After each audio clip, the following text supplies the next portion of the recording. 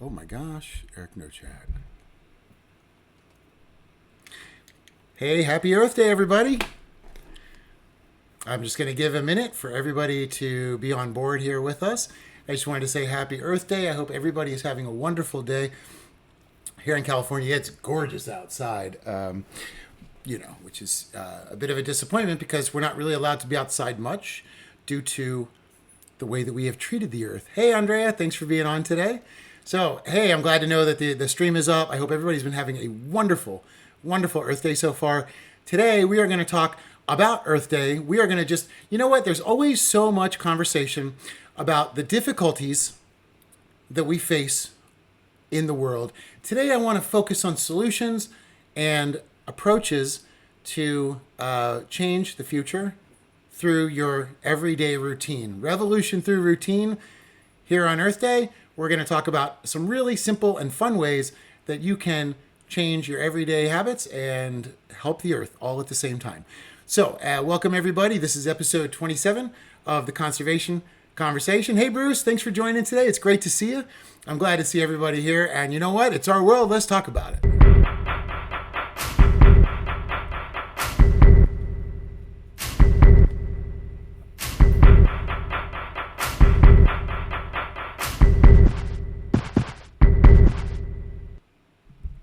All right. Hey, everybody. Welcome back. Hey, Coralie. Thanks for joining. It's fantastic to see everybody today. Today, I wanted to go over a few interesting things that I've found. And, we have to remember that we always talk about the fact that not only through revolution, through routine, can you change the world by how you do your day-to-day, but so many of us are doing that the world is changing in a positive direction. And we're all at home. Everybody has a lot of concerns over Corona, a lot of concerns over economy, a lot of concerns over what's going to happen, what's next. But you know what? The thing that we have forgotten a lot about in the last month is the earth. I have not even seen one post, actually, about the earth on my Facebook feed. Not that that's the modicum of news, but that is, you can tell what everybody's talking about. So it's a good thing that we have Earth Day. It's bringing us back to talk about the earth, which is something that, as in my quote, we all have in common. The earth is what we all have in common by Wendell Berry. And if you've never read any Wendell Berry, I highly encourage you to. There he is in front of some solar panels.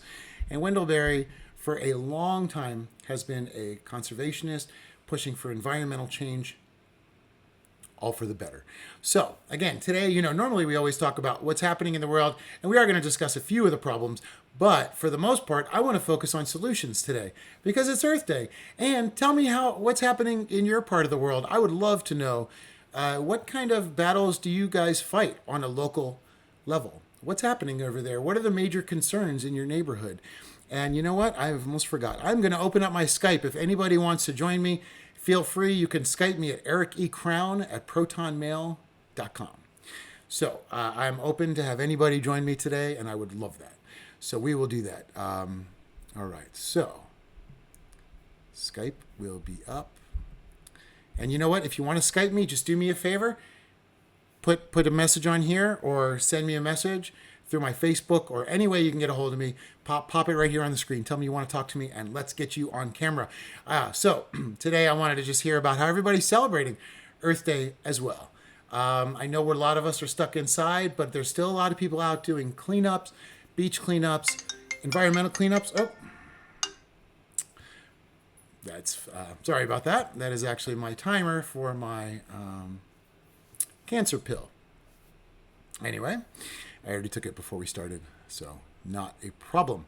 Anyway, sorry, I don't mean to distract us from all that. Okay, so are we still on? Is everybody able to see me out there? Yeah, okay. Hey, Dave, thanks for being on today. And so even before we jump into everything, I wanted to tell you guys I'm very excited. I'm working with some guys at Peace Vision, peacevision.com, and they are really pushing to try to find a way to blend in a corporate sponsors with environmental protection and to find a way to create an environmental awareness campaign, both of positivity and one that can sustain those of us that continue to try to make changes in the world. Right now, we don't really have a platform for that. So Peace Vision is the first platform for that. And they don't even know I'm talking about them right now, but trust me, just go to peacevision.com. It's a beautiful thing they've got going on today. Molly planted a mulberry tree. Fantastic. Molly, that's great. You know, there's a fantastic quote. They say that the person that plants trees cares more about others than themselves. And Molly, knowing you personally, I know that that is true because you are a water activist and you fight for everybody instead of just focusing on the things that you need to. So it makes sense to me that you would do that on Earth Day. That's a solid commitment there. Molly also, by the way, lives very naturally.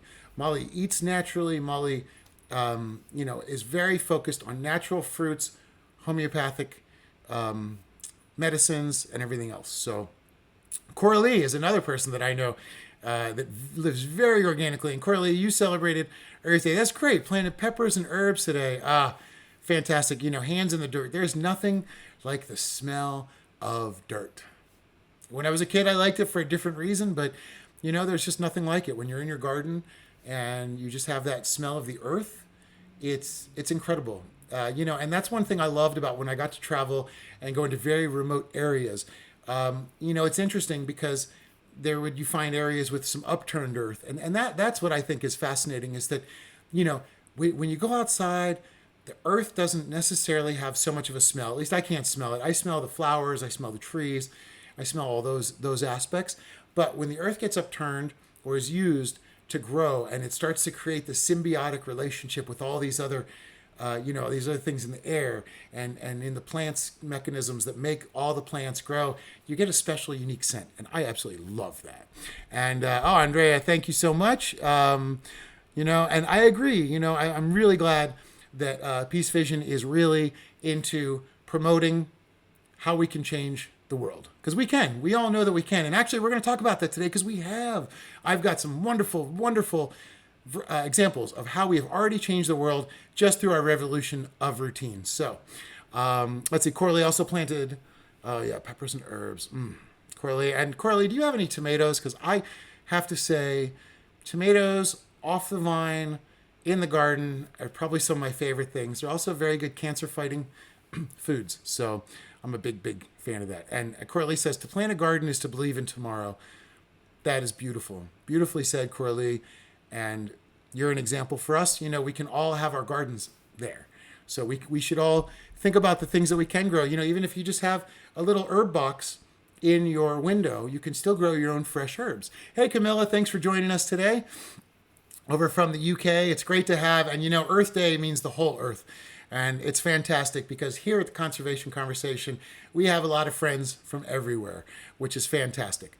So I think that, it's really nice. Thank you for Andrea's joining us from Romania. Camilla's joining us from the UK. Coralie from the US. And I know Bruce is, I want to say, Scotland, if I'm correct. So, it's fantastic to see everybody. And I know we have some viewers over in Cambodia. We have viewers in the Philippines, Hong Kong. I've got viewers in Canada, and it's really fantastic.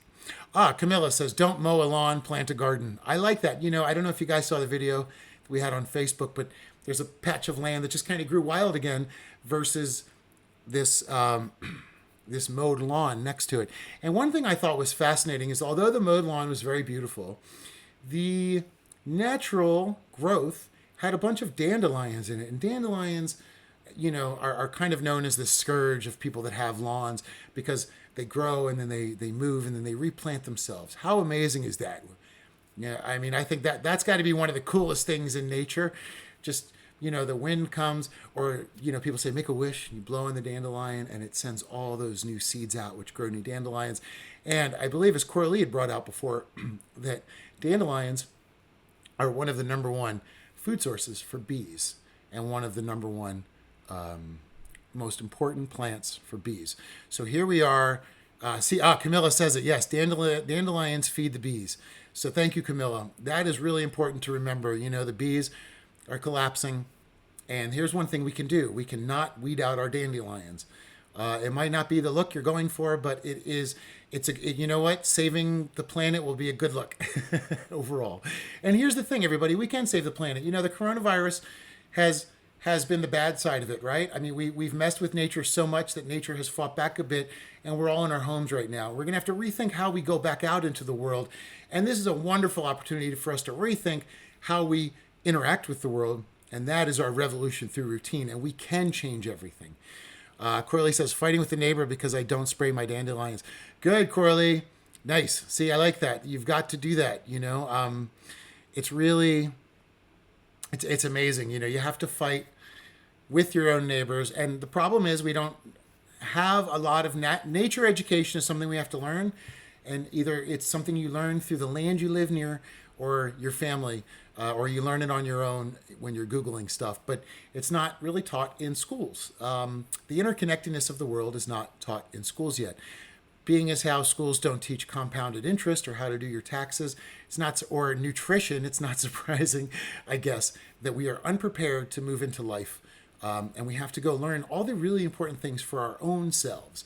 And but you know what? We live in this amazing time where we have that opportunity. And we have everybody that can educate each other, which is really important.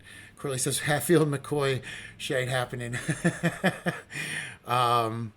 Yeah, Corley, I almost want to spray the neighbor. So that is, you know, there you go, right there. If people would let their grass grow and seed, grass seed wouldn't be so expensive or even needed. Good point, Molly. It's fascinating that we have to go out and buy seeds to have the things that just are naturally there.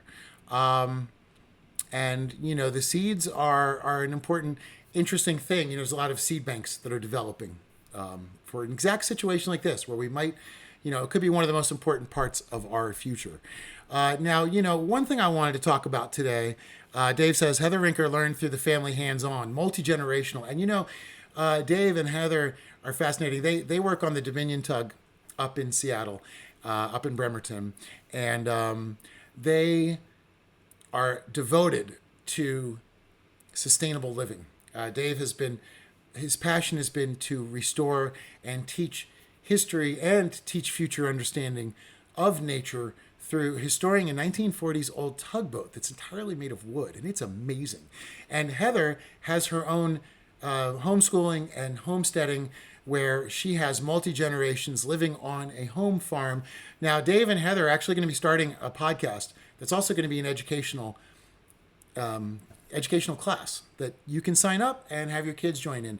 So it's really cool because now more than ever, we have ability to teach our kids sustainability and to teach our kids what we've learned from our relatives. You know, my relatives personally were farmers that were in Illinois. So my mom and a lot of my family has a very important connection to farming. The family farm has unfortunately had to be sold due to the economics of farming. And that's another thing is, you know, when we talk about farming, we have to remember that a lot of times in America, we're not talking about small farmers.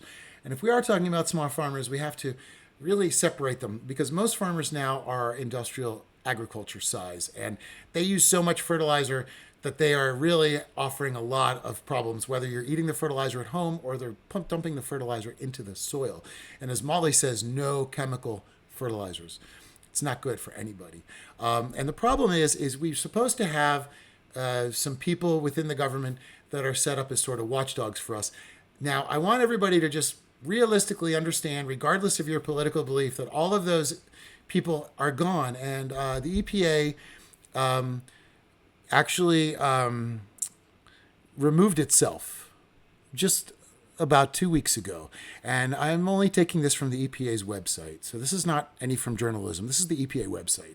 EPA announces enforcement discretion policy for COVID-19 pandemic. Now, what they've done is basically suspended all rules and all inspections. So this is one of my fascinating parts of this website that I couldn't believe I read. They talked to us like we're idiots. And they were saying that we don't really need to have inspections because everybody does a great job. So, and that they're not going to enforce any of the rules. That means the Clean Water Act is gone. The Clean Air Act is gone. Every protection you have had that's been built and baked into the law since the 1950s is gone. So they say, for example, under the policy, EPA does not expect to seek penalties for noncompliance with routine monitoring and reporting obligations that are a result of the COVID-19 pandemic, but does expect operators of public water systems to continue to ensure the safety of our drinking water supplies. So basically what they're saying is that everyone can just test their own things. They're basically saying that we are not going to enforce anything as long as COVID is an issue. Now, they have already mentioned that they're planning on extending these way past the winter time over here in the States. So now, Molly, EPA never helped anyway. No great loss. Good point. But at the same time, Molly, I have to stand up a little bit for the EPA. They were created by Richard Nixon, but way back in the day, and they are the ones that were able to pull back all of the pollution. Now, the problem is they're not allowed to give out permits. They're only allowed to enforce laws and regulations. Now, the EPA they're the only ones that have ever even brought many of these companies to task. And that includes Mosaic for their handling of emissions. There was a $2 billion fine levied on Mosaic, which unfortunately was never enforced. Now, this is where we're coming back to. Now the EPA is gone. So who's going to enforce it? Nobody. There's a place called Cancer Alley that's very important to me that is going to be part of my next project. And that place has so much air and water emissions. But the EPA continually goes out, inspects, and keeps a monitor on it. Now we're going to lose our actual understanding of what's happening because it's all going to be self-reported. We have this dangerous issue, at least in America right now, where we're going to expect the bad guys to regulate themselves, which makes no sense. And it never has worked. And unfortunately, the EPA has backed off. So we have a cancer in the body politic. The only people that could step in on our behalf have put their tail between their legs and ran away. And that is thanks to Andrew Wheeler, who I believe is one of the biggest environmental criminals out there right now. Andrew Wheeler has dismantled the Clean Water Act. This means that any company can dump anything they want into rivers. Rivers are where you get your drinking water and your tap water. And they're not set up because they don't know all the chemicals that come from these companies. They're not set up to clean them. They're only set up to clean one or two chemicals, which means that you find that when there are factories and areas that are dumping these chemicals, you have a higher birth defect and higher cancer rates in children. This is unconscionable, and this is part of my mission and something that I think we all want to stop. And one of the first steps is being able to have a legal platform to do that with. EPA's gone. And you know what, Molly? I agree 100%. They should go to jail. They are endangering people. Corley says, but other than my own bubble, I'm trying to fight coal and gas plant gasification and the destruction of a local forest for another massive corridor highway. The people in Florida are going through that right now too. Corridor buildings. Terrible, terrible. Unfortunately, no town halls right now, making politicians more able to push through these sight unseen. And you know what? You're absolutely right, Corley. And so let's talk about solutions. This brings up a perfect thing. Your solution is whoever you want to vote for inside of your political party. How are they with the environment? We always say this, we ask that it would be fantastic if everybody were to not look at their not to look at the environment through the lens of their political party, but to rate each and every one of their politicians through the lens of the environment and how they voted. Now, you can do that at the League of Conservation Voters. I was trying to see if I could bring the website up for everybody here. League of Conservation Voters. Now and I'm going to put these websites up for everybody, but when you go to the League of Conservation Voters, you will see everybody in each political party, how they voted. And I think that it's a really amazing, it's an amazing website. And one thing we can do is we can make conscious choices to vote for the environment. And there's two ways to vote for the environment. League of Conservation Voters, and you can go check out how your people voted and decide to find the best environmental representatives for your party. I think it would be, I mean, we'd all have an interest in doing that. Hey, Heather, nice to see you on here today. And Heather, what are you guys doing for Earth Day today? You guys kind of live Earth Day every day. And that's another thing I wanted to bring up. What I love about everybody here today, all these names that I see, we all live Earth Day every day. And, I think that's what we get excited and we want everybody else to do it. And Molly's right. If it's not in their backyard, they don't care. And Molly, not only that, if it's not in their backyard, they don't care. And if they're not getting money from the special interest groups, they don't care. So politicians are super problematic. Now, they're also very much like these industries. They're also some of the people that we need on our side. The question is, how do we get politicians and corporations to align with us? It's complicated. There's no easy way to do it, but one way we can do it is by forcing them to pay attention to us, because what we buy makes all the difference in the world. Now, one way you can vote with your dollar. You can go to a thing called Boycott, and boycott.com. Boycott's awesome. So you vote with your wallet. You can take a look at it. You can download it for free. And Boycott is, I really like it. I personally use it all the time. So what Boycott does is Boycott actually goes on your phone. I'll show you guys on my phone. And once you have, you put in everything that's an important campaign for you. Then you can use a barcode. So for example, I have some raisins here. So I'm going to scan this barcode. And it's going to tell me if it goes with my philosophies or not.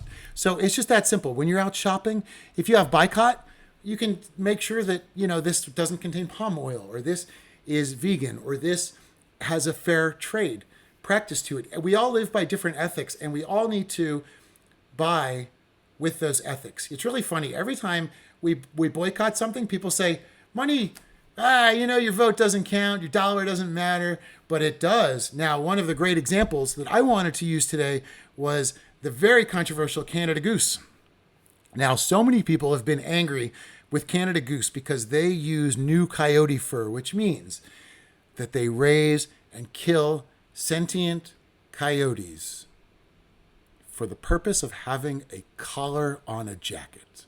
Now, this may have been a great idea when Nanook of the North needed to survive and had animal fur, but there's none of us out there that are that connected to the earth that we need to go, be wearing animals to survive.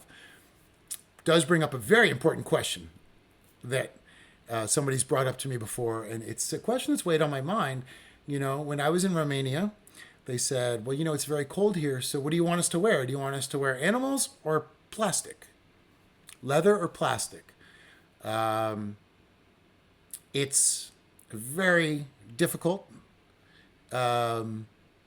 Obviously not animals, but how do we fix the plastic problem? But it is a very important thing, because in the end, people have those two choices. So we have to, we're telling them don't do either of them, but we still have to find solutions. How do we do that? We elect people that care about the environment. That's your one way to do it.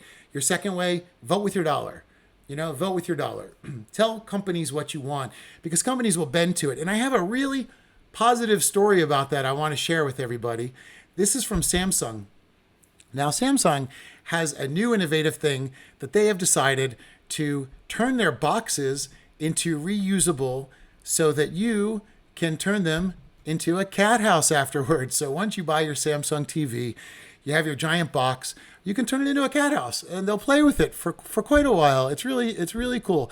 And, they also had this idea. This is from their most recent innovations. And if you look there, you can see that the little table and the little rack for the magazines and the cat house are all from the box. Now, some people may or may not want to reuse in this way, but I think this is a very inventive, no waste approach. And the motto has always been reuse, reduce, recycle. Now, we know there are some issues with recycling, which we will talk about, but I just thought that was a fantastic, positive story. Samsung has been listening to what's happening out there, and although they can't do a lot of stuff, they are at least trying to change these boxes. And hey, Barbara, thanks for joining today. It's great to see you here on Earth Day, another Earth warrior who I'm always inspired by.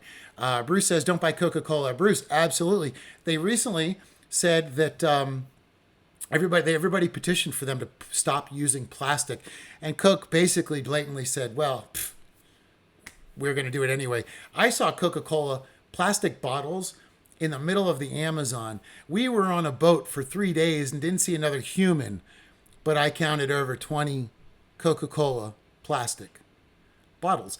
Now, this also brings to light a very important thing about plastic is plastic is only used by manufacturers because the cost of recycling it and the cost of dealing with the toxicity of what it is afterwards is not factored into the sale of plastic, which generally comes in things called nurdles, which are these little teeny dots of plastic.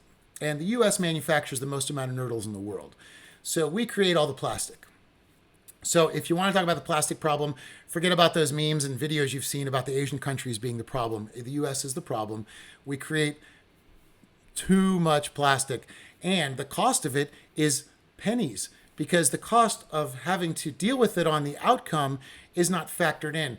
One responsible thing that we could all push for would be to make plastic manufacturers have to do that. You know, when you buy your sodas and stuff, they make you do a CRV, right? Like you have a lot of times a little bit of money added onto it that you get back if you go and you put the bottle in. Not saying it's the same kind of thing, but we should demand that the true cost of the plastic pollution that we're dealing with, whether that's all the beach cleanups, all the recycling programs, all of the everything that we put money into, the recycling thing, we have bins here for recycling, all that money is being paid by the taxpayers. Why are we paying for allowing a plastics company to make a huge profit gap? It's one more example of why industry cannot be self-regulated.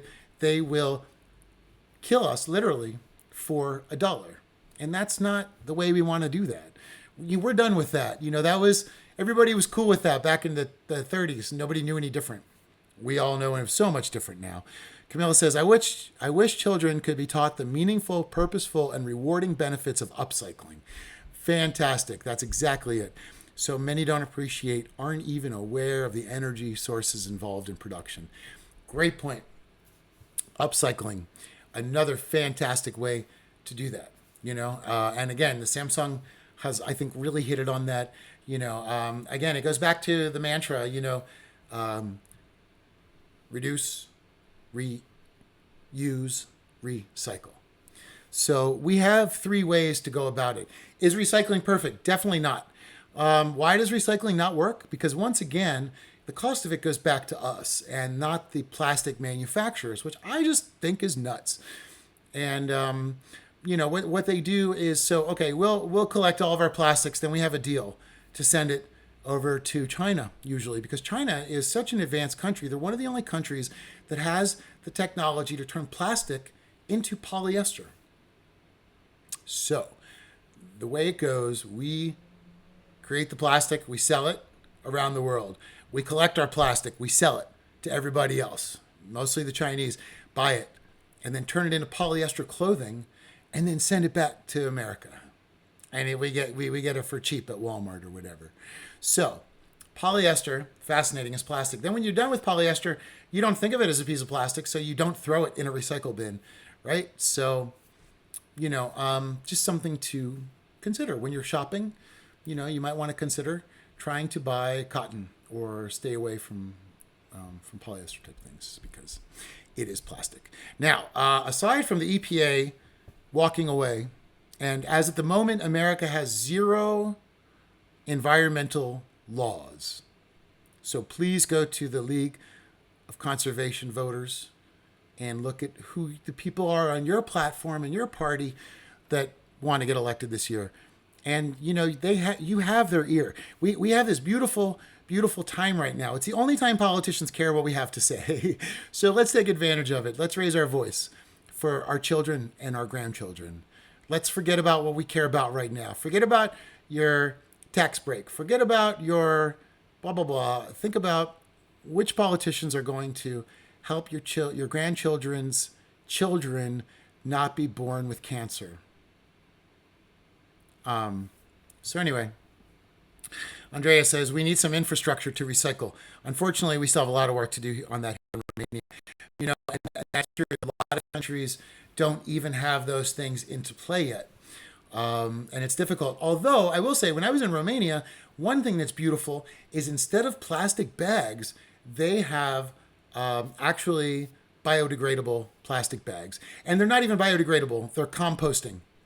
Again, if everyone, just so everybody knows this, biodegradable does not mean it will disappear. Biodegradable means that a thing, a piece of plastic, some of the polymers will break down over a certain amount of time under a certain amount of specific conditions. Generally, those conditions that allow them to be registered as biodegradable involve intense heat inside of a recycling plant. So most of what it says is biodegradable is not. Compostable, on the other hand, you can throw it in your backyard and, in a couple of years, it's going to be feeding your dirt and feeding your worms. So remember to buy compostable, and remember that biodegradable doesn't matter so much. So that's one really important thing. And they have these bags that are compostable in Romania. So one thing they're doing, which is really smart, they're saying, okay, we don't have the public social structures to put in millions of dollars to clean up the plastic from these plastic manufacturers and our citizens that are just into this single-use life.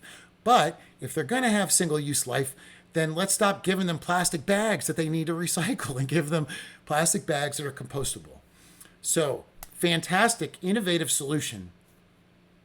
And that's what we have. We have a series of challenges every one of our countries faces, and we have to have these smart solutions that start from the source. So I wanted to now read a little bit. So in the U.S., not only has the EPA disappeared, but another interesting one is the FDA. Now, the FDA in the coronavirus has suspended its inspections, and they already suspended 80% of the inspections, which means that places like Smithfield, where it went from 0 to 700 coronavirus cases in a day, and meat packing plants where everyone's getting sick and still being forced to go. And I actually read a quote by Smithfield, and they said that they wanted to just let everybody know that coronavirus doesn't live on meat very long, and it doesn't stay on plastic very long. Now, that's a fantastic quote, but I don't know who told them that, and I don't know if there's any science to back that up. As a matter of fact, when the coronavirus first came out, people were saying, be careful of plastic because it'll actually live on there. So anyway, the FDA, this is from their website. Again, I don't like to use news sources very often because usually they'll be slanted one way or the other, but this is from the horse's mouth. These are about their inspections. And what upsets me is the FDA says, however, inspections are not what cause quality to happen. So the people that are supposed to be making sure our food is safe inside of this country have the attitude that inspections are not important. How crazy is that, right? Is it just me? I don't know. So let me just read from their website. This can include, among other things, this is what they're going to do instead of inspections. They said, you know what? Here's what we're going to do. Coronavirus, we're going to suspend our inspections. And instead of inspections, we can inspect remotely. This can include, among other things, evaluating records in lieu of conducting on-site inspection on an interim basis when travel is not permissible when appropriate, whatever that means. In fact, inspections are just one part of a robust and multi-pronged approach to overseeing the safety and quality of the FDA-regulated products. However, inspections are not what cause quality to happen. Safety and quality need to be owned by the industry, and firms have the primary responsibility to reliably produce quality products. For example, the medical product and food industries we regulate are subject to certain reporting requirements about their facilities and must adhere to current good manufacturing practice. So what that means is nothing. What I just read to you is just, in all honesty, a load of crap. Just to say it quite honestly. What they're telling us is this company, Smithfield Foods, is supposed to ensure no COVID in their meat. And instead, Smithfield Foods says, don't worry, it doesn't stay long. Meanwhile, everybody's going there, and the poor people that have to work there are getting sick like crazy. 0 to 700 cases in the plant in one day. This is a virus. It catches. People catch it. We've understood this now. People that didn't believe in it, like Boris Johnson, went a bunch shaking hands and caught it right away. I mean, it's happening. Whether people have a belief as to why it's happening may be different, but it is happening. So anyway, that's where we are. The people that are supposed to be in charge have said, let the violators and the polluters be in charge. So because we don't have an EPA anymore, and because we've lost our FDA, we need to find ways to do it ourselves. We don't have the luxury anymore to trust these bodies. These bodies are independent of parties. These bodies are all we had and no longer what we have. And again, it's what I call the cancer of the body politic. And every single country has this same problem. So unfortunately and sadly, we're not unique in that way. So anyway, let's continue to go over some fantastic positive things. So there's a couple great tips for Earth Day I wanted to share with everybody. These are 4 simple alternatives and the plastic waste you can save. If you just use one reusable bag, that replaces over 700 plastic bags. That is cool. So when you are thinking about, do I want to spend my money on a reusable bag and spend $5? Please do. Again, you're voting. If everyone used reusable bags, they wouldn't have this plastic bag problem that we have. And for those people that are behind plastic bags, I don't understand this. A lot of my friends in Florida were very embroiled in a very controversial thing where they were trying to ban plastic bags, and then the government tried to ban the ban on plastic bags. And then it became a politicized weapon, saying the plastic bags meant freedom. They don't. They mean death to the environment. So again, please do not view the environment through the lens of your political party, but please judge your politicians through the lens of the environment and 5 generations of your family to come. One reusable bottle, fantastic. Removes 83 plastic bottles. Plastic bottles, as we know, scourge of the world. Notice all the scourge of the world really is plastic. And again, we are the major producers, so we need to grab hold of this somehow. One reusable cup, and I love reusable cups, equals 1,256 cups. That's insane. This is one that I use. It's stainless steel, which, if you're familiar with stainless steel, also they make straws out of stainless steel. The reason being, stainless steel is surgical grade steel, which means that it also has a little bit of intention or imperfections on the metal itself. That's where bacteria adheres. So, surgical grade stainless steel means that there are absolutely no little dings or marks anywhere the bacteria can hide. So stainless steel cups, fantastic. I love the Yeti. It's a beautiful one. Big fan of it. And I'd love to know what you guys use as well, because there's always a way to do that. Hey mom, this Sally there. My mom lives in the country, and they have a very strict recycling program, but they have a recycling program, and it's a wonderful thing. And although it's faced a lot of challenges, they've been able to do it. And my mom's very adamant about recycling, and it's important. It's important. I mean, she lives in a place that, and I want to say this too. She lives in a place that's rated to have the cleanest water in America. And I'm not even giving it that moniker. It actually won that in the water competition that they have for clean water. So they're doing something right out there. People out there love the country, and they maintain the country, and they don't view the country as just a resource that they can just use, and then throw away, and then it's all done. People that have been there for generations understand that we have to continue to reuse the land. The piece of land you're on was used 1,000 years ago by somebody else, and it's going to be used in 1,000 years by somebody. And what we do with that land is really critical. So my mom, of course, raised me to always try to leave it better than you found it. And that's what I try to do with the earth. And my mom's the one that taught me about revolution through routine. What we do every day, the choice we make, how we speak to somebody can affect their day, and how they affect their day is how it's going to affect the next day, and the next person, and the next person. So, just like the coronavirus, a smile can pass just as far and just as wide and just as strong. So, we have to remember that in the face of everything, we have to keep the positivity. That's why today we're focusing on solutions. And that's, again, I'm going to put some of these websites up for everybody. Check some of these solutions out, because there are so many great solutions that are out there. We have these great resources available to us. Excuse me. So everybody, please, if you can, jump in, let us know that what's happening in your area, and what kind of problems do you face? Because every country, every town faces a problem where the polluters it's baked into the system, are allowed to continue polluting. Coronavirus shows us that they don't really have a good handle on the systems. And it's a perfect time for us to renew and revive and change the way that we live. Coralie says, can hardly go outside in Indiana right now with the bean and cornfield spraying chemicals. Oh, jeez. And that is, I know there were some towns in Illinois where they actually banned using tap water because there's so much pesticide and fertilizer going through, and again, why people always say, well, why do you not like GMO stuff? Well, the problem that I have with it personally is it leads to excessive fertilizer use. GMOs generally only are allowed to respond to certain types of fertilizers.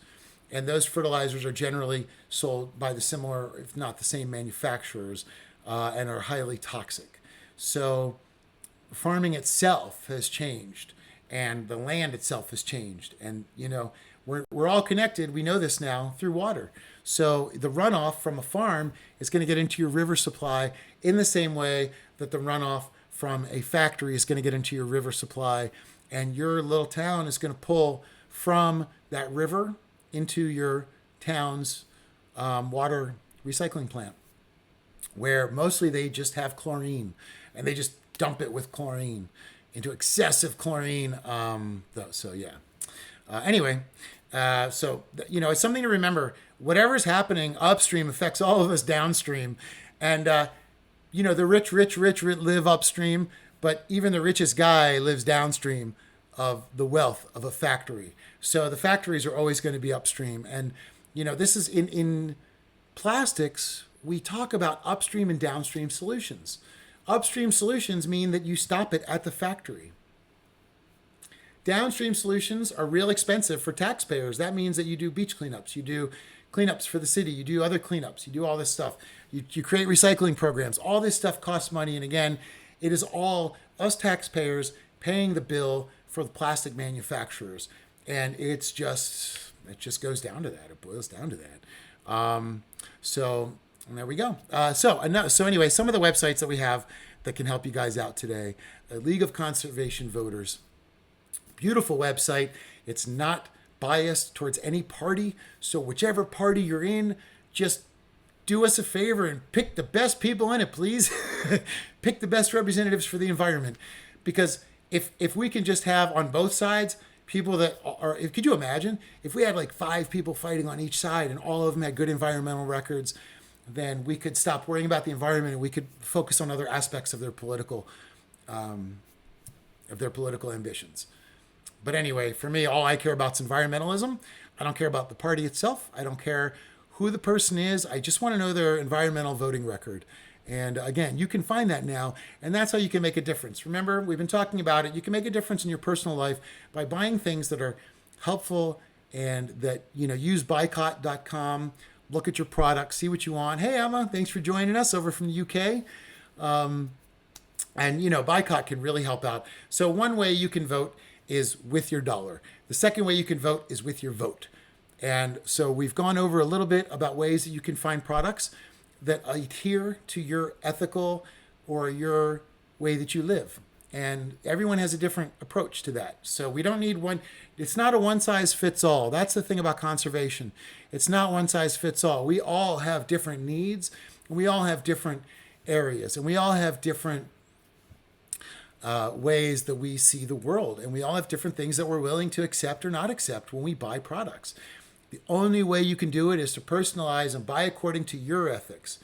Forget about what everybody else says. I'm not going to tell you what to buy or what I think is good or whatever. Go to Boycott. And you can choose from like 60 different campaigns that will inform you if you're buying stuff that violates your personal ethics. And everything you buy is a vote for the future. We've seen that. And as a matter of fact, here's a good one. Oh, you know what? We actually forgot. One reusable straw will save 300 plastic straws. I wanted to bring that up because there are fantastic reusable straws that are made out of bamboo, stainless steel, silicone. I personally have a bamboo straw that was given to me in Cambodia. I still use it, and I love it. It's fantastic. You can wash it. It's it's better than having those straws. Now, some people might need bendable straws. There's a lot of people that are in wheelchairs, a lot of people that need straws, and I don't want it, but the thing is, do they need plastic straws? I mean, a silicone straw bends just the same. So if we can remove the use of plastic anywhere where we can, and it's not to say that we can fully, because there are plastic products that we need. One great example are gloves. I mean, these are plastic products we need. So what do? We need to take more control of them. If we stop making so many stupid plastic bags and littering the entire environment with them and killing animals with them on a very high level, then maybe we could control what plastics use. Maybe we should consider plastic what it is, which is a toxic element. They're not allowed to just make like acid and just sell it and throw it everywhere. There are things under strict regulation. And why isn't plastic? Now, I bring this up too because, Bruce, bamboo toothbrush. Absolutely.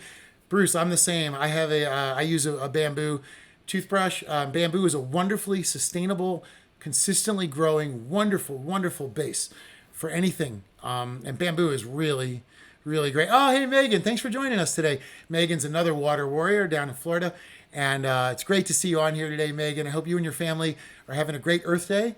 And thank you guys for joining us today. And Megan, if you have any great tips that you'd like to share about ways that you, teach your kids or ways that you guys at home try to make it a little bit more eco-friendly, let us know. Also, I saw that you guys had a little bunny that had a baby, and it's the cutest thing I've ever seen. Telling you, think you've seen it all, and then something cuter shows up, and it gives you cute aggression. Anyway, I'm sidetracking, but I did want to say bamboo is fantastic. Bamboo is very sustainable. And here's another thing I'd like to bring up: plastics. So let's go back on plastics for a second. There are a lot of important. Again, there are people that need plastics. People that are in wheelchairs have a lot of plastic products. People that have medical problems have a lot of plastic products issues. Plastic, in a lot of ways, can be used for sanitary reasons and can help a lot of people. So we don't want those people to suffer because we don't want plastics, but we do need to control them more. One thing I've noticed is being a vegan, I've wanted to buy different stuff. I'm going to buy some fake turkey today. It comes in plastic. I want to buy some fake cheese. It comes in plastic. So I am saving the animals today. But I am killing them in the future because these plastics are going back out into landfills, into the water. So, the vegan movement, I think it still has a lot it can do. And I argue with a lot of people about this, but I think it's important. It's incumbent upon all of us, no matter what your beliefs are, to try to raise the bar a little bit, So, again, we got to save the animals today the best we can, and we got to save the animals we can in the future the best we can. I think it's a very, very important aspect to bring up. So, I think that it's really something that, we want to talk about. So what do you do with plastics, paints, and all this stuff? I wanted to show you all a fantastic website that I like to use a lot. I was just cleaning out, and I have all these weird things from my campaigns. I have, for example, a mosquito net, and I thought, do I recycle mosquito nets? What do you do with them? Mine has a big hole in it. Some of the places I go, I can't really go back out with a mosquito net like that.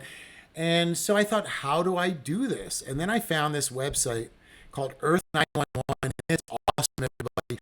Go to this website, earth911.com. You can choose literally any type of thing that you that you're needing. So, for example, they will tell you what kind of paint you can reuse. I didn't know they even had recyclable paint. You can go buy recycled paint. It's just the same thing as new paint. It's incredible. If you're not familiar with it, I've never heard of it till I went to Earth 9. You can literally look up anything that you want, and it'll tell you where to buy it, how to get it in an earth-friendly fashion. Okay, sidebar. If you guys want, just tell you a silly story real fast. We're deep in the Amazon, and I had never used a mosquito net before. I had never even gone camping before I went to the Amazon. So I bought this mosquito net. I knew I'd need it, and we hadn't really used mosquito nets. You know, a lot of mosquitoes, whatever. We're out on the river. We've been on the river for, I don't know if some of my friends on here might know this. We were on the river for like maybe a week at this point, and we're getting really bit up. So all of a sudden, we have a bit of a problem, and there's a leak in our boat. And our boat is just basically made out of wood, and it's got a long engine. It's not like a boat like you guys think of, you know, like you have to take it into the marina and park it. It's not a boat that kind of power. Anyway, we're on there, and all of a sudden the mosquitoes are so bad. So everybody pulled out their nets, and I had never used one. So I just wrapped myself in the mosquito net, and it did not help me at all. We all got 20 minutes of sleep, and then we would wake up because we were on a rotation. If we had to continually bail water out of our boat or we were going to sink. So we all had these 20-minute sleeping shifts. And it was just fine. I remember putting my mosquito net on, waking up and being covered in like, you know, almost swollen shut with like mosquitoes. So that's when I learned you have to hang them. Anyway, if you have a mosquito net, don't throw it away. Go to Earth 911. There's fantastic ways. You can either recycle or upcycle. There's fantastic programs in Africa that will take your mosquito nets, they'll go on them, they will repurpose them, and they'll get them back out to people. So there are beautiful ways. Everything we have that's toxic can be turned into something positive. And I think we have to remember that, you know, revolution through routine, everybody. That's my mantra. And I firmly believe we can do that. I mean, it's all we can do. It's all we can do. And that's what it is, you know. Megan says, contact your favorite brands and demand eco-friendly packaging. Megan, I love that idea. And I agree 100%. And, you know, and Megan, we had talked about it before too. If you go to boycott.com, you can check out in your store any of products you buy against, and you can use it to check your products against any campaign that you're passionate about. Try to get eco-friendly packaging. There are a few vegan companies that are trying to do it. People have been talking about it more and more, but we have to remember, and especially now the coronavirus is happening. You know, let's talk a little bit about these respirator masks. You know, a lot of people are, you know, the nurses and doctors, of course, need those, but there are people with these giant plastic, you know, giant respirator things. And there's a huge sale of plastics. Now, everybody needs a mask, obviously, right now. There's a lot going on. And we're going to have more zoonotic diseases occurring because we are still not rapidly changing, and we're not actually paying enough attention to shut down all the wet markets in New York City or Los Angeles or Chicago. So, you know, we're going to have more outbreaks, and this may be a way of life for us. If you can, one thing, I don't know, I'm sure everybody's very aware by now, but when you're talking about masks, you're talking about a regular surgical mask, which basically would prevent you breathing out onto somebody. Then you have an N95 rating, which means that it prevents 95% of the particles that would enter into your mask. And then there's an N99 mask, and N99 stops 99.6% of the particles. And when I was overseas, you know, a lot of people in Vietnam, Cambodia, and a lot of the very crowded cities, Hong Kong, all wear masks. It's just something you do. When you're out and you're riding your scooter, you're wearing a mask. You know it's polluted. You're not delusioned. You know, we still like to pretend here that we're not polluted because we can't always see it. We now know that there's pollution. We now know that we affect the environment affects us. So if you're going to buy a mask, I just would say, if it's possible, you can look up sustainable N99 masks. They're maybe 20 or 30 bucks. They come with changeable filters that are generally made out of cotton or are washable. So you can find ways to get a mask, stay safe, and not destroy the environment with a disposable plastic mask. Now, I know that that's not that simple at the moment. But I just want to throw it out there. If you want, get online. You'll find them. They're over there. They're not all sold out just yet. There are companies over in Asia that are still making them, and a lot of other places, because they're in high demand there. I mean, they were in high demand before the coronavirus kicked in. So, I just want to throw that out there as a possibility for everybody. Camilla says, love the site for finding those things to buy. Was looking for vegan, eco-friendly paint the other day. Always good to share where to buy from. Yeah, and Camilla, it's fantastic. Again, I didn't even know about recycled paint. I have some leftover paint in my apartment, and I thought, what am I going to do with this? And, so that's when I was growing up, the mentality was you throw everything in the dumpster and that somebody will figure it out. But we've come to know over time that there's nobody out there figuring it out. It's totally up to us. It's what we call the upstream solution, the downstream solution, which means it starts with us. Now, that kind of brings me to another thing is everybody talks about our carbon footprint, but what is your carbon footprint, right? I mean, I don't know how to really gauge it, to be honest. I feel like it's a term everyone throws around, buy the carbon pass. It'll offset your carbon footprint when you fly. If you guys don't know what a carbon pass is, you can buy them from most airlines. And what that does is you put a little bit of money in. And I think that I don't know why the airlines don't do it and why it's still on us. Again, we need to have cooperation with these companies, but it allows that what they do is they take the money and they buy things like additional trees, and they do things to try to offset the carbon that is used through flights. Let's see. And Megan says, please mention that those purchasing and using PPE understand cross-contamination. Otherwise, they're simply using stock that is desperately needed in healthcare. Please do it right or not at all. Help your healthcare workers. Yes, Megan, fantastic point. Fantastic point. Everybody needs to, for example, here in Los Angeles, people half listen. So I'm walking, Marty, and we're out walking, and I passed about 7 people. One of them even bumped into me. And just because they're wearing a little surgical mask, and they're not needed. They're not doing that. And they're not. And so the one that bumped into me, it's kind of like people feel now that if they just put their shirt over their thing, that they're invincible. So, it's given us sort of this false sense of security. And right now, again, guys, those masks, and especially those PPE, and especially those disposable ones, our heroes, AKA our healthcare workers, need those.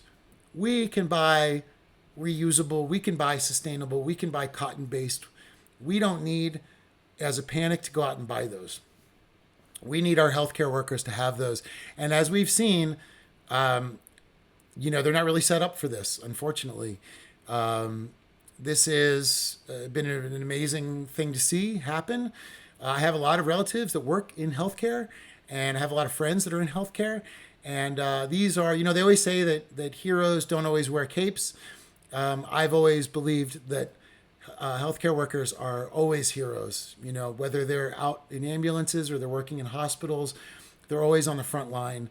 And it's really the most selfless job that you can have. And a lot of them are even putting their own health at risk to try to save patients. And I think that they are truly, truly our heroes. I don't understand why, the politicians are kind of at war with them right now. It seems a little crazy to me. We should be praising them and we should be supporting them. And I love seeing in all these countries people doing cheers for them at a particular time, as a way to say thanks. And I think that's really beautiful. And they're very important. And they are our heroes. So thank you. Anybody that's watching right now that is out there. And I want to say that the essential workers are also heroes. And it's interesting because, a lot of us work check to check. And a lot of us are looked down upon because of that. I make environmental documentaries. I work on I'm a passionate conservationist. But I have another job too. And, it's like conservation, you do it because you have a passion for it. It's not always a paycheck. So, a lot of us work really hard, and we are essential workers. And thank goodness, that the people that used to be looked down upon are now being called essential, and now they deserve to be treated as essential workers, not disposable workers that they were treated as 4 months ago. Just my opinion. Okay, Coralie says, Jesse Schwartz. Oh, hey, Jesse, thanks for being on. Jesse, anything you want to pop in and help us? I would love to hear what you got to say about that. Jesse says, time for K-12 biohazard training. Exactly. I agree 100%, Jesse. Jesse has a science background. So where Jesse's perspective comes from is fantastic. And I've known Jesse for a while, and he's always been working on trying to create environmental programs and educational programs for children. And a lot of us agree in conservation that the adults are, you may win some over, you may not, doesn't matter. The kids are where it's at because they're going to grow up with a different set of circumstances. My grandparents grew up with a different set of circumstances and a different relationship to the government than I grew up with, a certain set of circumstances and relationship to the world around me. And, I don't have kids, but, if I were to have grandkids, they would grow up with a separate relationship. So it's always an evolving thing, and that's why it's really important that we can plant in these children's minds the idea that the earth is important and let them work outward from that seed. Coralie says, recently called EPA about an asbestos-filled house. They told me an individual is allowed to demolish it, and I explained where they were dumping it illegally. Nothing was investigated. The arrogance of the ignorant does not make me happy. Coralie, that's amazing to hear about. And it's terrible. Look, in Los Angeles, it's the same problem. Because they don't want to burden landlords with a financial burden, in LA, all they have to do is put up a sign that says, warning, this building is known to cause cancer. Warning, this building is known to cause cancer. It just trips me out because I moved here and I thought, well, they have that on there, but obviously they wouldn't let us in buildings where you could get cancer from. And lo and behold, 4 years ago, I get my first tumor. So, it's a very crazy thing. Asbestos, and here's the thing, everybody, let's remember that asbestos and lead were things that were considered fine. DDT was considered fine by our governments. So remember that it takes activists that go around, do water temp testing, do testing. It takes brave doctors that are willing to connect environmental conditions to illnesses, which most doctors do, due to mostly insurance reasons, actually kind of shy away and are afraid to do.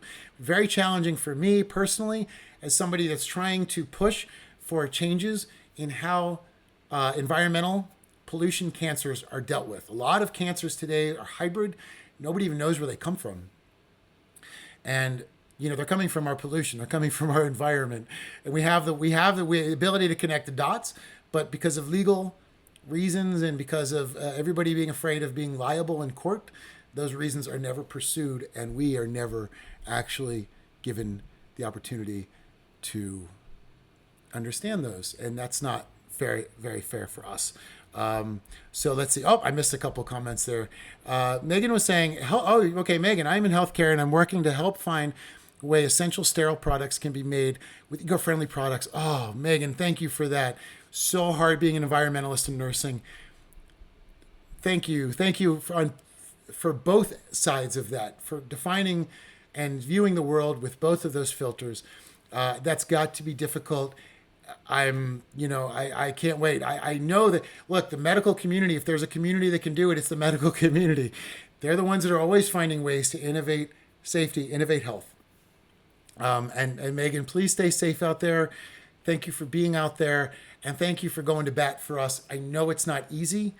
And again, the plastic is so essential in so many levels for so many people. But what if it was only given to the hospitals or people that had home nursing? Just throwing it out there. Do we really need to have our sodas in it? Right? Do we really need a bag made out of plastic? We got bags made out of everything in the world now. So do we need it? Do we need it? Again, the mantra of all conservationists and environmentalists is reuse, reduce, recycle. Reuse, it's got more life than just your momentary need for a thing. So your momentary need for a thing doesn't define the lifespan of the thing. Let's get away from that. It's a sickness in our mentality that comes from just a bit too much consumerism.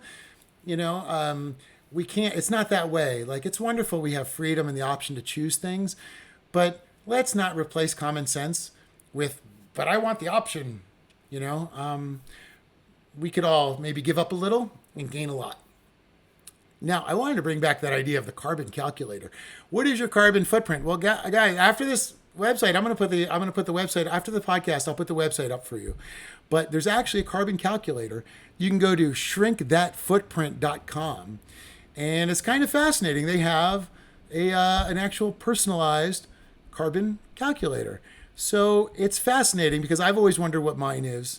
And it comes through a few things that you do, like calculations with electricity, natural gas, everything else. So not for everybody, for sure. You know, it's a little bit difficult, and it's not like it's a simple plug and play, although there probably has got to be one on the internet. But it would be fascinating to find your carbon footprint and find ways that you can reduce it through your revolution of routine, your home, your everyday things that you work on.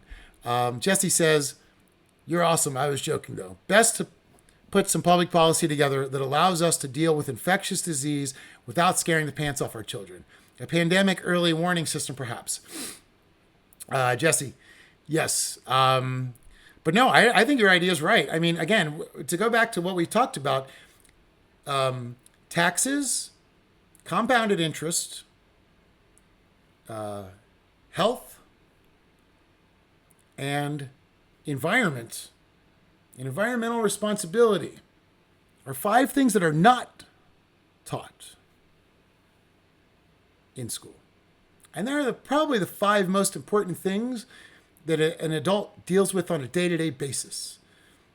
So we really do need to change that approach.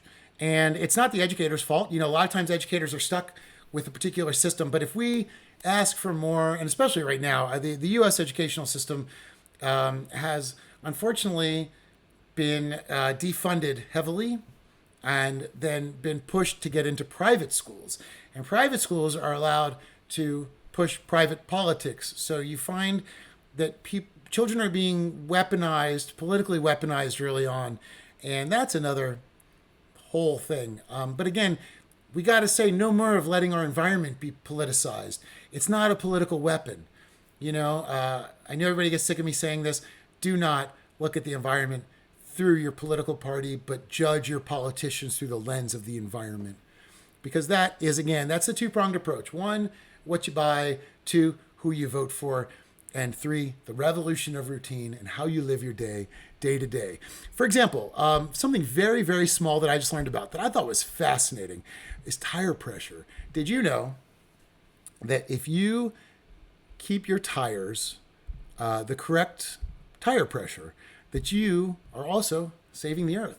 If you keep your tires properly inflated, you're going to reduce your carbon footprint. Again, I don't know what mine is. None of us do. We all just use the words. Let's try to look. Let's Google it and let's see. I'd like everybody to try to find their carbon footprint. see if we can. If the math isn't too like beautiful mind, and how we do. You know, we all try our best. But if you just keep your tires inflated properly, you reduce it by 20 pounds for each gallon of gas that you save, and you save gallons of gas by keeping your tire properly inflated. So it's all these little attentions to detail. Changing your car's air filter regularly can make a big difference. One big thing, replace those incandescent light bulbs with those CFLs. Get rid of those old ones. That will reduce your carbon footprint by 450 pounds a year. Way bigger than your tires. But I'm just saying, these little things in your house, in your day-to-day routine, affect the environment around us without even having to do anything. We can just be activists just by living. And that's beautiful. You know, we don't have to do it any other way. Carpool if you can, obviously. Use environmentally friendly, non-toxic cleaning products. All those cleaning products go back into our water supply. A lot of people push for vinegar. There's a lot of vinegar-based cleaning solutions that are just vinegar and water, really. I clean most of my stuff with vinegar and water, and you eliminate a lot. Simple Green is another fantastic non-toxic that I use because I don't want Marty to lick up toxic stuff, So you got to be really careful. Recycle paper, plastics, glass. If you reduce your garbage by 10%, which meaning that, again, if you're thinking about the reduce, right? We got the reuse. We talked about recycling and stuff. Reduce.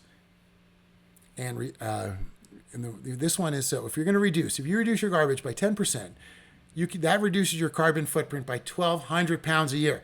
So if you just stop buying so much throwaway stuff, you keep your tires fine, right? You switch to the CFL bulbs or the LED bulbs, you have reduced your carbon footprint by almost 2,000 pounds a year.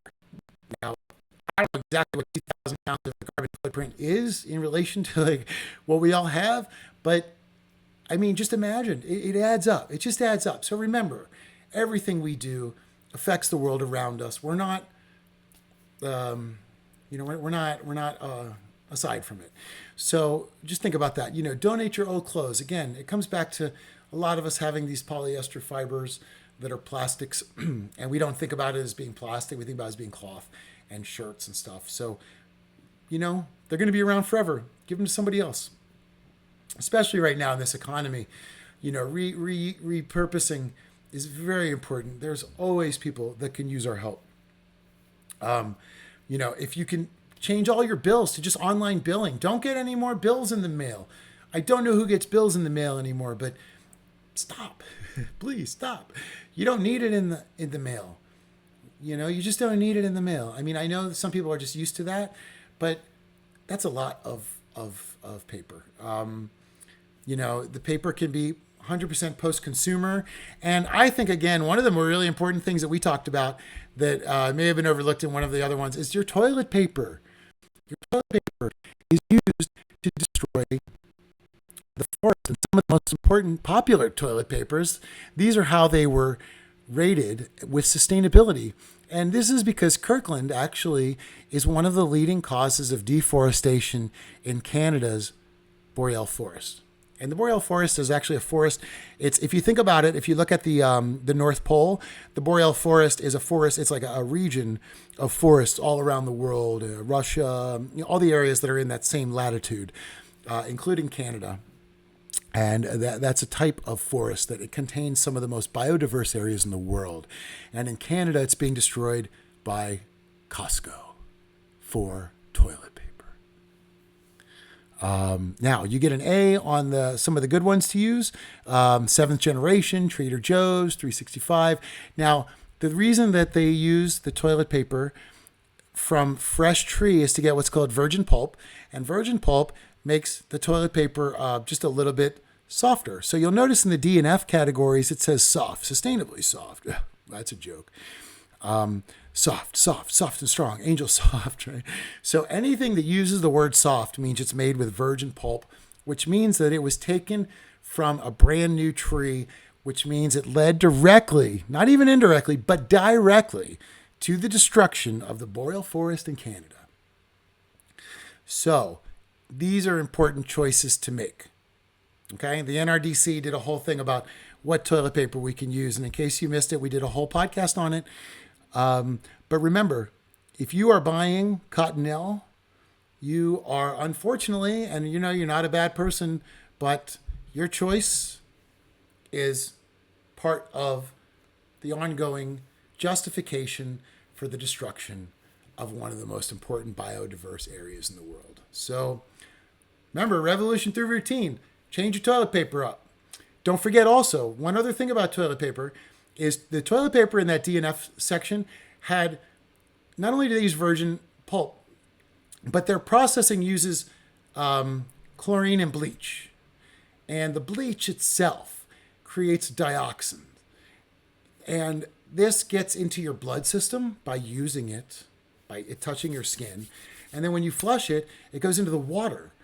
And so you're releasing cancer-causing dioxins through your toilet paper without even realizing it, because you're choosing to use a particular brand that is using unsafe practices, and it just makes it a little, I don't even know, and a lot of them say they use not, they don't use the bleach anymore, but they use it's kind of a trickery with words. A lot of those companies in that DNF, Kirkland, Cottonelle, Angel Soft, all use the same bleaches, and it is very bad for your health.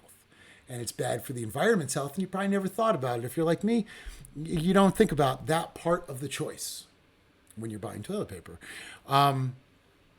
So anyway, that was just a few things that I wanted to go over with you guys and give everybody just an idea about how important it is that we live our day to day as an eco Roomba. It's revolution through routine. We try to change things the best way that we can every day while looking forward to the future and how we can change them as well.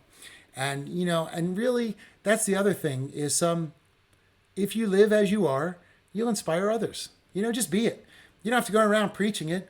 I know it probably sounds absurd because I just spent an hour talking about it, but this is a podcast. So it's not, that's what we're doing, but we're all talking about it right now.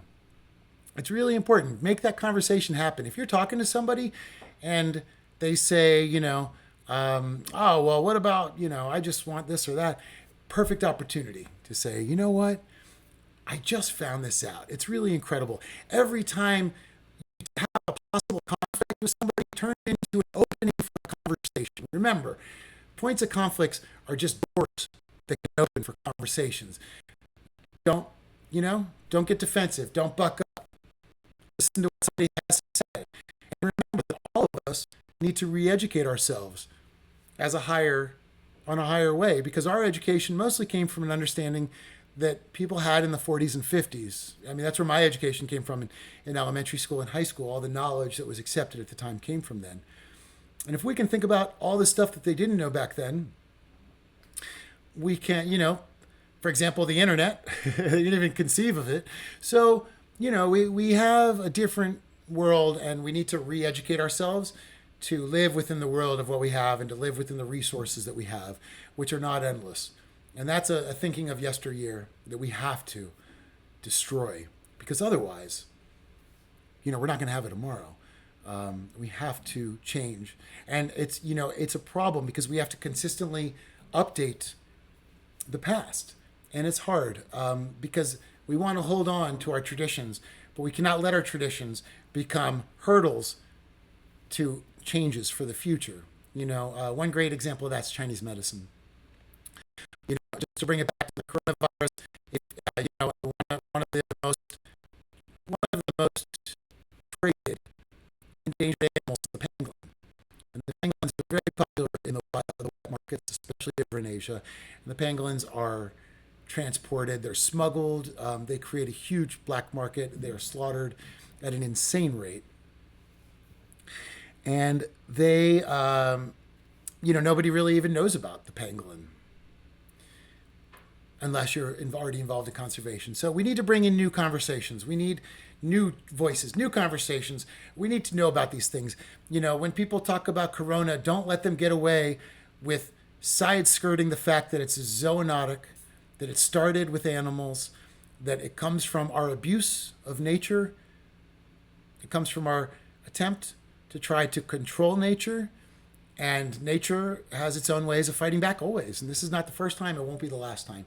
But let's at least try to use every time people talk about corona, and I know it's putting people's anxiety through the roof, and I know it's making people very upset because we're all stuck and everybody has a lot of questions on what's happening tomorrow. But remember that we have these wonderful opportunities to talk. And as I always say, it's our world. Let's talk about it. So anyway, I just want to say thank you, everybody, for being here with me on Earth Day. It's a very special day. I know all of us love the earth and the nature around us. I really, it's an incredible day. And I want to thank everybody for being on today with me and talking about all these different topics. If you have any really good links that you'd like to share with us, please put them in the comments section so that everybody has access to them. I want to share that with everybody. I'm going to put a couple links of these resources, and I just want to share with everybody these wonderful resources in this time of questions. If you have resources, you can educate yourself. The more educate yourself, the less afraid you'll be of what's out there, the more you'll be able to operate from a level not of fear or worry, but of a level of confidence. And you know what? Even though we're all still locked in and we got the coronavirus, let's not stop talking about the environment we abused that fought back and smacked us back. And here we are. Let's learn about it. Okay, Mother Earth, we are listening now. So I just want to say Happy Earth Day, everybody.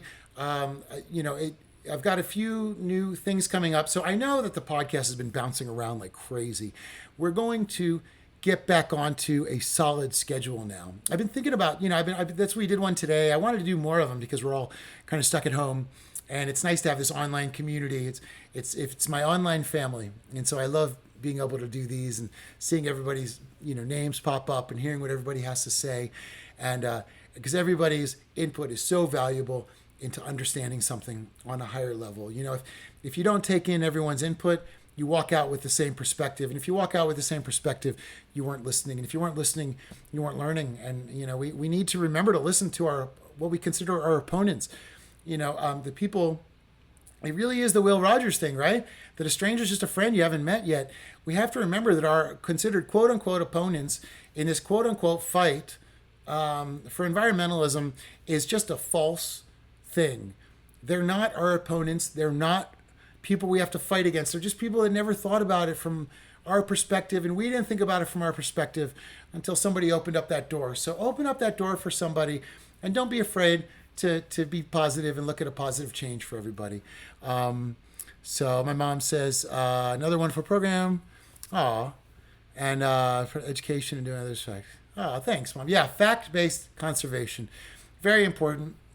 We have to remember that our emotions are always going to be riding high. None of us ever want to see a sick child or a hurt animal. That's something that, people share even that aren't on our side of the conservation story. So let's remember that everybody is a person, and let's find ways to build bridges, not walls, because the walls aren't going to help us. Walls never keep anything out, and a wall can go two ways. A wall can not only keep other things out, but it can stop you from being able to get out. So if you're going to build some walls, you're just going to box in your own brain, and it's just not going to happen. So only thing, we owe it to our world around us to build bridges, learn from each other. People say, how did you learn about all these topics? Because I just talked to a lot of fascinating people. I don't know much about these topics, but I know people that spend their lives on each one of these topics, and that's their life, and we all have a passion, and we can all learn from each other. So Bruce, thanks for being here. Happy Earth Day to you. I'm really glad to see you on here. You're always so positive, and it's always great to see you on our show. And Megan, I appreciate you being on as well, and thank you. And I appreciate all your work and inspiration. And I'd like to talk to you more about that medical advancements. I think that's a very fascinating thing. We were going to get more into that, I think, in some upcoming episodes as well. And I also want to do a few new series on some of the animals that were now endangered that we can take a look at from a positive perspective. We're going to try to turn everything positive this year. We're going to try to fight all this hate out there with love, so we can do it together, because together we have a giant heart. Anyway, thanks everybody for being on here. Happy Earth Day to everybody. I hope you guys have a wonderful, wonderful